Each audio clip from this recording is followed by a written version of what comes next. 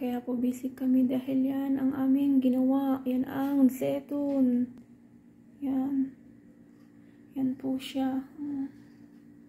Kaya busy kami at di makapaghawak ng cellphone. Pinilian namin yan ng aking kasama.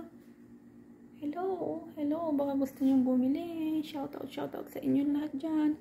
Ito ay ang tubig na may asin. Asin na kalabaw. Ayan. Ayan siya guys, ang mga zeitun. Ayan po siya. Merong lemon at filfil o tinatawag na siling panigang. Ayan. Ayan po siya. Ayan, bago gusto nyo bumili. Ayan. Ayan siya. Ayan po. Ayan. Bili na kayo, bili na kayo.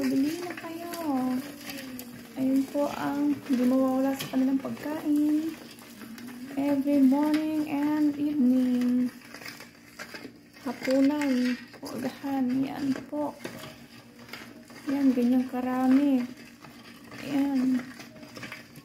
Bili na kayo. Ayan. Ayan, mahilo kayo. Ayan siya. Thanks for watching. Assalamualaikum.